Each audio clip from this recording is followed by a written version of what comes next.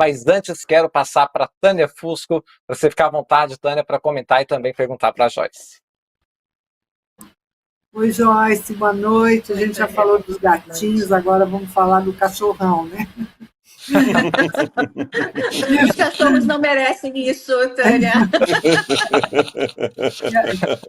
Foi só uma brincadeira. Mas, enfim, eu fiquei sempre muito curiosa, né? Eu moro aqui em Brasília, então acompanhei sua chegada, o seu trabalho aqui, tá? Eu fiquei você sempre muito brava. Eu fiquei sempre muito curiosa e eu queria te perguntar agora, o que te seduziu neles? Como é que você chegou neles? O que fez você, não, é com essa turma que eu vou? Na verdade, foram eles que chegaram até mim. Eu conheci o Bolsonaro depois de um vídeo que eu fiz muito duro, batendo nele, por conta daquela cena trágica entre ele e a Maria do Rosário, né? E aí eu fiz um vídeo dizendo que ele passou de todos os limites e aquela coisa toda, né? E eu estava, na época eu era diretora, eu criei a TV já, bem no ano da eleição de Dilma Aécio, então eu era da TV, que a primeira TV online da internet foi da Veja. Hoje nem existe mais, mas na época era a primeira TV. E aí o Bolsonaro me ligou. Só que passava por uma assessoria para chegar até mim. E eu não quis atender. Falei, não vou atender. E não atendi. E aí houve uma insistência e tal. Ok, acabei atendendo o telefone. Ele, olha, gosto muito de você, das suas posições, porque minhas posições sempre foram de direita, mas nunca de uma direita radical. Assim, ser direita não é ser idiota. Ser direita é você ter os seus princípios de direita, como eu respeito quem tem os da esquerda. Agora, eu não respeito radicais, nem de um lado, nem do outro. Então, eu acho que aí já passa do limite das sinapses, né? E aí ele falou assim, não, eu quero me explicar. Eu falei, olha, semana que vem eu vou entrevistar o Barroso em Brasília. Eu tinha uma entrevista com o Barroso, minha memória é boa, viu? Eu tinha uma entrevista com o Barroso. Eu falei, eu passo no seu gabinete. Ele, você pode me entrevistar? Eu falei, mas eu vou para te entrevistar. Eu quero que você fale, eu quero que você me enfrente. Vai ser olho no olho essa entrevista. E aí fui até lá, entrevistei e tal. Ele me sugeriu, inclusive, que eu entrevistasse o Eduardo Bolsonaro. Eu olhei para o Eduardo Bolsonaro e falei, primeiro você cresce um pouquinho, depois eu te entrevisto. Começou ali a nossa boa relação, né? Porque ele sugeriu que o Eduardo tinha sido recém-eleito, né? E muito bem, né? Exibia a entrevista que eu fiz com o Bolsonaro, ele tentando se defender e eu apertando ele, aquela coisa toda. A partir dali trocamos telefones e ele começou a mandar algumas informações para mim do Congresso. Nem sempre eu confiava, né, da Câmara, eu sempre ia atrás de uma segunda fonte. E começou a me pedir ajudas para algumas coisas. Por exemplo, uma vez ele foi dar uma entrevista para o Danilo Gentili. Aí ele me ligou, mandou mensagem se podia ligar, daí ligou. Joyce, o que eu falo? Né? Eu dizia para ele, eu vou dizer o que você não fala. Não bate no Supremo. Não bate no Supremo porque não vai pegar bem para você. Então, assim, eu comecei aos poucos a dar algumas quase um media training extraoficial, assim. E ele foi ouvindo algumas coisas, então aquilo foi me passando um recado que eu pensei, bom, esse cara me parecia um grande de um tigrão, mas está parecendo um gatinho rosnando, porque eu estou falando para ele falar as coisas, ele está falando direitinho, né? Quando ele está indo além, ele começou a fazer o Bolsonarozinho paz e amor, assim, ficou uma coisa, a não ser quando envolvia a esquerda, né? Mas ele foi baixando a temperatura em algumas coisas. Muito bem. Passou o tempo, eu saí da Veja, fui para a Jovem Pan, quando a Jovem Pan era Jovem Pan, não essa porcaria que virou hoje, né, que é 100% bolsonarista. Na época, inclusive, eu fui assumir os Pingos nos Is, eu era diretora do jornal, e a minha bancada era composta por um de centro, um de esquerda e um de direita. Então, eu tinha a Jovem Pan me deu essa possibilidade, e eu estava lá, e aí o Bolsonaro queria falar comigo novamente. Eu disse para ele, estou no Nordeste. Meu marido é nordestino, nós temos uma casa lá. Falei, estou no Nordeste. Ele falou, eu vou aí. E ele foi lá na minha casa, no Nordeste, né? Bateu lá na portinha da minha casa, do meu apartamento. Foi lá, tomou um café da tarde com a gente. E aí me pediu ajuda. Ele disse, olha, eu preciso de ajuda, eu vou sair candidato mesmo. Eu preciso de você como nossa candidata ao Senado. Na época o convite era para o Senado. Eu preciso de você como candidata ao Senado. Nós temos já um outro que vai se lançar candidato, que é o Major Olímpio, mas ele vai desistir na última hora, vai para deputado, porque ele não pode perder o mandato. e a gente tem o Marcos Pontes, que quer ser candidato, mas ele não tem chance.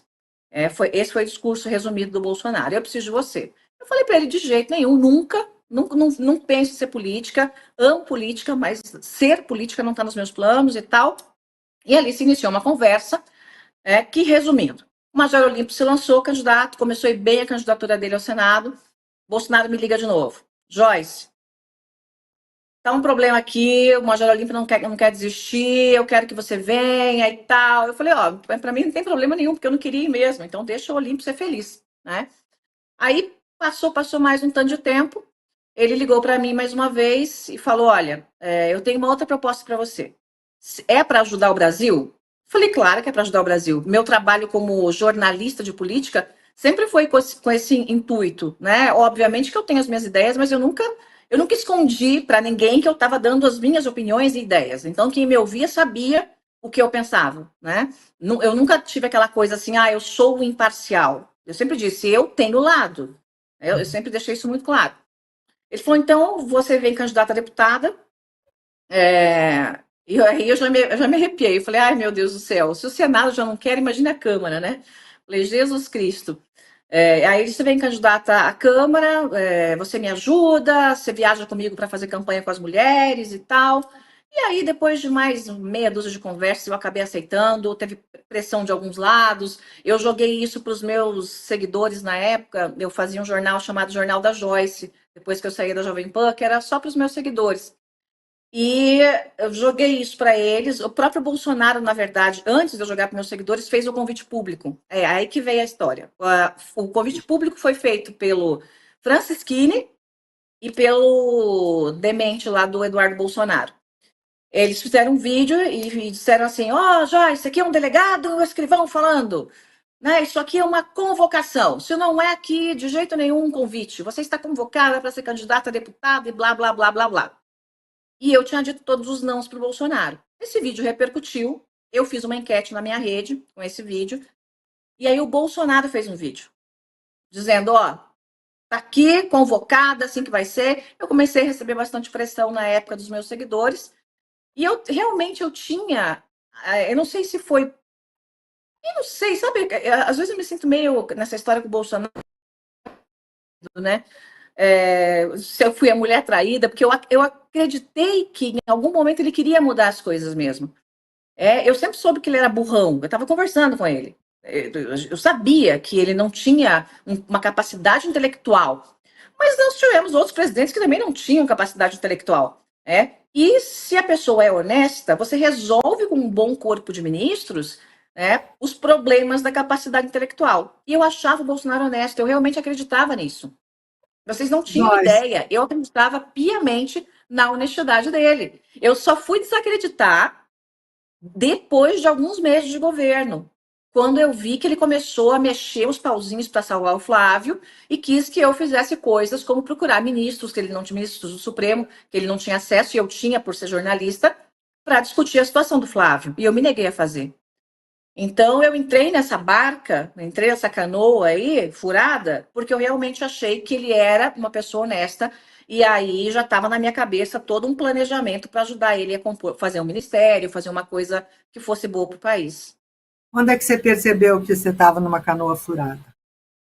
E não dava mais? Quando? Na transição. Começou a ficar ruim? Na transição. Na transição já começou a ficar ruim. Antes de eu já na transição. Na transição, quando a gente começou, ele estava muito inseguro na transição e ele era assim, parecia que ele assumiu, ele se sentia menor que a cadeira. Então, quem dava as cartas na época da transição era o Bebiano, o Julian, que ficava colado ali no Bebiano. Eu comecei a estar ali para dar um apoio a ele. Para você ter uma ideia, o primeiro embaixador que ele recebeu fui eu que levei, e ele ali, do meu lado, fica aqui, né? Aquela coisa, ele era muito inseguro. Os filhos começaram a dar as cartas, eu não gostei disso, por isso que eu entrei no circuito, né? Para não ficar Bebiano, Julian e os filhos, que no final das contas era a palavra dos filhos que valia, e eu já tinha enfrentado eles mesmos, eu nem fiz campanha com os filhos. Assim, você não vai ver nada meu com os filhos dele. Quando eu viajava com o Bolsonaro, era eu, Bolsonaro e outros atores políticos, mas os filhos não. Então, ali na transição, eu já vi que o negócio não estava bom. Só que, em determinado momento, ele começou a se sentir maior do que a cadeira. Então, rapidinho, aquela coisa do poder subir a cabeça. Rapidinho, o poder subiu a cabeça dele. Eu comecei a ver algumas ordens que ele dava para o Bebiano, que aquilo não me cheirava bem. Aquela história do Flávio Bolsonaro, ele já estava mexendo com aquilo não me cheirava bem. Então, assim, ali na transição eu já fui a mulher traída. Eu falei, gente, não era o que eu pensava. Mas ainda não achava que ele fosse alguém capaz de fazer o que fez ou de se meter em esquema de corrupção. Então, ainda havia uma luz no fim do túnel, né? Mas quando eu cheguei já em meados do governo, eu já sabia que ele não era honesto, eu já sabia que ele recebia presentes e não declarava isso, né? Não dizia que presentes eram esses. Eu sabia quais eram os empresários do agro que financiavam ele, que inclusive ajudaram a financiar o 8 do 1. Se o Supremo ainda não tem essas informações, pode me procurar que eu dou. Então, eu já sabia dessas coisas. E aí a coisa ficou insustentável, assim, para mim. Ficou realmente impossível. Seria, assim, eu rasgar totalmente a minha dignidade. Em parte, eu rasguei minha biografia, porque eu vinha numa carreira muito, muito gostosa como jornalista, assim. Eu passei por vários veículos, eu fui diretora da Band News FM, da CBN, eu passei pela Record, pelo SBT, eu fui para a Veja, fui para a Jovem Pan, estava tudo de, assim, vento em popa. E aí larguei para a política e acabou que toda essa sujeirada encostou em mim, né? Não tem como você passar pelo meio do chiqueiro e não se sujar. Então, por mais que a minha galocha fosse alta, aquilo encostou em mim. E depois que eu saí do governo, eu virei alvo número 1, né? Eu fui a personagem entre homens e mulheres de todas as áreas, inclusive política, mais atacada durante 3 anos. Tem 2 estudos mostrando isso de universidades. Então, assim, para mim, aquilo. Eu me arrependo profundamente. Eu só não me arrependo 100% por conta da reforma da Previdência. Que talvez vocês sejam contra a reforma, mas na época o Brasil precisava mesmo. Né? E eu acreditava naquilo. Mas foi muito ruim para mim, assim. A política me fez muito mal. A política ou o Bolsonaro? A turma do Bolsonaro? A turma do Bolsonaro. Sim, a turma do Bolsonaro. Tanto que Com você está certeza. tentando voltar, né? Você foi a deputada Não, mais votada da história da Câmara, né? A mulher mais votada da história da foi. Câmara. Então você já Mas eu chegou não com uma volto nunca mais autoridade. para política. Não. Eu cheguei com uma autoridade grande, mas eu não volto nunca mais, não. Foi sua última Hum. candidatura, então. Não, Essa. assim, não tem possibilidade. Não tem, até engraçada, uma funcionária que trabalha aqui comigo, ela disse, ai, dona Joyce, eu sonhei com você, tal, essa noite, sonhei que a senhora era candidata. Eu falei, ih, era pesadelo, minha filha. Esqueça, não tem possibilidade, não quero. Assim, na política, eu ganhava menos dinheiro do que eu ganhava, eu não usava os privilégios, os meus carros eram os meus, eu não alugava carro com dinheiro público, eu não pagava restaurante com dinheiro público, igual tinha gente que comprava house com dinheiro público, outro que pagava almoço de luxo, jantar de luxo. Eu sempre fui contra isso e eu levei o meu mandato segundo aquilo que eu pregava. Eu abri mão da minha aposentadoria parlamentar especial, né? Isso de maneira, abri mão de forma definitiva, com documento e tudo. Então, assim, eu tentei fazer tudo diferente ali dentro, segundo aquilo que eu acreditava. Só que você aprende muito rápido que se você não entra naquele jogo, você é engolido por aquilo. E eu não faço parte daquilo. Eu não faço parte do jogo. Eu sou muito forte, eu conhecia todo mundo ali. Então, por que era fácil para eu articular no primeiro ano com o Bolsonaro? Porque todos os deputados me conheciam do jornalismo e a maioria tinha um certo receio. Tipo, ó, essa aí bate forte. Então, durante os 4 anos que eu estava anteriores ao governo, né, eu ganhei por 4 anos o prêmio de maior influenciadora do Brasil em atualidade, política e economia. Então, se eu abria a boca, né, se eu berrava nas minhas redes, ficava ruim para quem estava na minha mira. Então, no começo, os deputados ficavam muito cheios de dedos assim comigo, tal, me ouviam e me conheciam, né? E mesmo que alguns que não gostavam de mim, acabavam me respeitando. Não respeitavam o Bolsonaro, mas me respeitavam. E eu consegui manter um diálogo tanto com a base do governo quanto com a oposição. Eu tinha reuniões com o PT, com o PCdoB, com o PSOL, eu precisava de voto deles. Então, assim, agora eu só perdi na política, né? Eu perdi um espaço grande no jornalismo, eu perdi um espaço grande nas minhas redes, porque eu parei de fazer o Jornal da Joyce, porque como é que eu ia contar, como líder do governo, as coisas do governo? E como é que eu ia criticar a oposição se eu precisava dos votos da oposição para aprovar projetos do governo? Então, eu fiquei de pés e mãos atadas, né? E assim foi muito ruim, assim. Foi uma penitência para mim. Foi uma penitência, sabe? Se eu faria tudo de novo hoje, eu não faria. Eu não faria. Assim, não. Foi uma experiência terrível para mim. Eu sou muito mais feliz sendo jornalista, escritora, como eu sou, e fazendo meus projetos de emagrecimento agora, que está maravilhoso, né, ganhando dinheiro de verdade, não ficar com essa Isso. brincadeira aí. Agora tem o Assim, protocolo JH, várias coisas acontecendo, né? tem várias coisas. Mas eu tive que Isso. eu tive que me remontar. Eu fui destruída na Sim. política. Eles amarraram Ô, um cavalo em cada perna minha e um na cabeça e chicotearam os cavalos.